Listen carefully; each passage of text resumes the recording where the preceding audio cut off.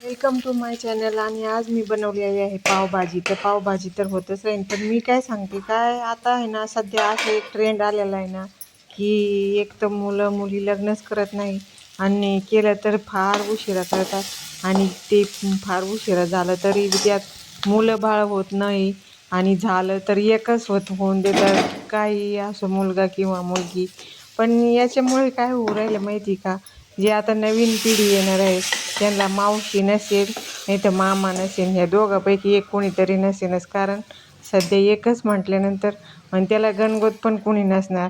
म्हणजे तसं पाहू गेलं तर चांगलं आहे, पण मग आपले काही कार्यक्रम हे ते एकत्र येतात सगळे दिवाळीला वगैरे, तर खूप भारी वाटतं. मावशी मामा तर पाहिजेतच. पण आता या जे माणसांची म्हणजे मुलींची जी धारणा झाली का एकच बस झालं, त्याचंच करण्यात आयुष्य जातं, अमकं वगैरे वगैरे.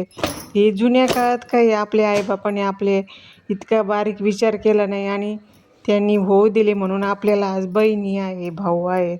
पण पुढच्या पिढीला हे काही जास्त राहणार नाही आणि त्यांच्या मुलांना तर मामा मावशी हे काहीच राहणार नाही. ते फक्त मम्मी पप्पा यांच्यावरच डिपेंड राहणार. आणि काय होतं, मोकळं बोलायला पण कुणीतरी पाहिजेत असे नात्यामध्ये वगैरे वगैरे, किंवा मावस भाऊ राहते किंवा मावस बहिणी. ते विचार करण्यासारखी गोष्ट आहे ना हो. आपण आपलं सुखदुःख कोणासंग वाटू शकतो किंवा शेअर करू शकतो. कारण प्रत्येकाच्या आयुष्यात काही ना काही दुःख असतं असं मला वाटतं. तर तुमचं काय मत आहे यावर मला नक्की कळवा. माझा व्हिडिओ आवडला